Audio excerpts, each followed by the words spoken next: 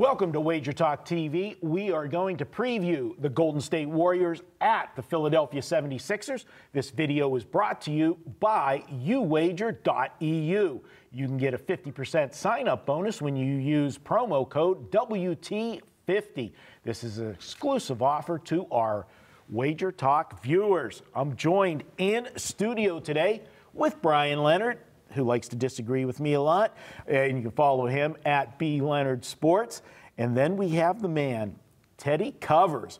Follow Teddy at Teddy_Covers. Love the guys with the old underscore in there. Teddy, we've got the Warriors at the Sixers. We're taping on Wednesday night, so these teams are going to be able to have another game before they play on Saturday. Looking at a projected line, you're putting us at -4.5. I'm saying probably 4.5 or 5 for the Warriors. I'm slightly lower. It's the third game in 4 days for the Warriors. So, but it is still the Warriors. Teddy, they had a little dose of reality on Saturday night against the Houston Rockets without James Harden. What happened there? How many times do we see it? It happens over and over and over again. The star sits, the other opposing team lets down, the other team wins. Yeah. You know, I mean, it's not a unique or unusual occurrence. The Warriors still are the single best team in the NBA, the team to beat, the #1 power-rated team by, in my numbers, by at least a couple of points. And it's a 76ers team that is without Joel Embiid, you know, who is a legitimate all-star. And they just lost his backup when Marjanovic just got hurt.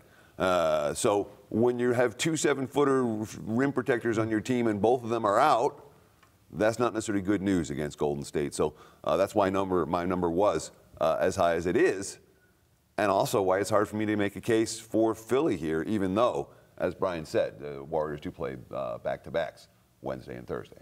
Yeah, it's interesting now without the two big guys, that Philadelphia is going to have to worry about some more outside shooting, and that's been the problem with Philadelphia. Simmons doesn't shoot three-pointers.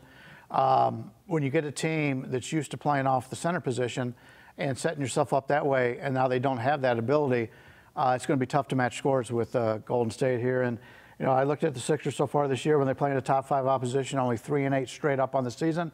They have not really played well against the best teams. The only problem is when you're playing a team like Golden State is it all depends on if Golden State has something to prove or Golden State wants to do something. They did lose earlier in the season, 113-104 at home. Philadelphia beat them at home. So there is that revenge, but we've seen that already a few times this year with Golden State. You would expect them to come out with some revenge, but this is a veteran team. They're just going through the motions at this point until they get to the playoffs.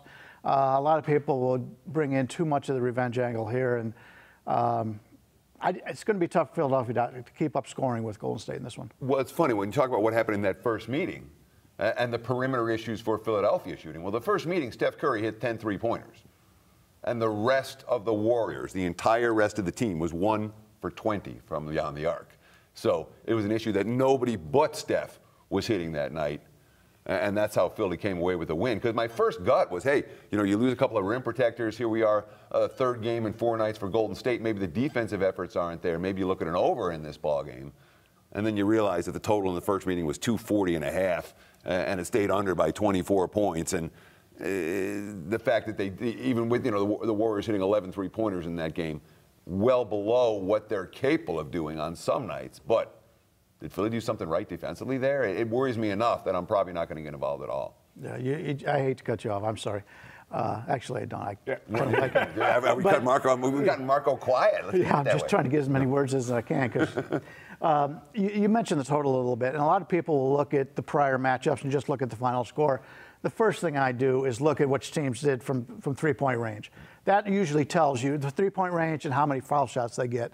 That is usually what it boils down to in these games. So always look, if you looked at the prior game, look and see how these teams did shoot from three-point range. Sure, and the free throw line as well. I mean, there's no stat that correlates more with games going over than if you look at the free throws. The games where there's no free throws, stay under. And games where there's a million free throws, go over. And the correlation is very clear through the spectrum. Just for me to throw my 2 cents into the ring here, going back to that first meeting with Philadelphia, that was the first game back at home for Golden State after a very long road trip to the East Coast. And who did they have up next after Philadelphia was the revenge game with the Lakers and LeBron. So from a situational standpoint, I always love fading teams that first game back home off of a long road trip, which that's what it was for Golden State. And they had, you know, even though Philadelphia, we just talked about it in another video, Philadelphia is a better team than the Lakers, you're still more up for the Lakers and LeBron, and I think it was a bad spot for Golden State in that meeting if you're looking for other reasons why they performed poorly against Philadelphia.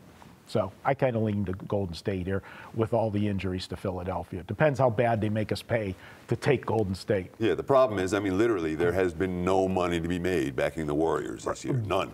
Right now, they've been a total ATM, you know, on fire. They're just tearing money up the other way. They're not a cash machine. One would expect that will continue because they're power rated to high heaven, and they're just not winning games by that type of margin. All right, good stuff from both guys. Hey, if you like our videos, and especially if you want to see Kelly and not me and Ralph, you need to hit the thumbs up button. You need to subscribe to our YouTube channel and leave some comments down below. We love to hear from you guys. We'll talk back to you. Give us some suggestions if you want some other videos, some themes that you want us to do here on the show, because it is the slow time of the year. We got time to do anything you guys want us to do here at WagerTalk TV. We'll be back with more videos up next.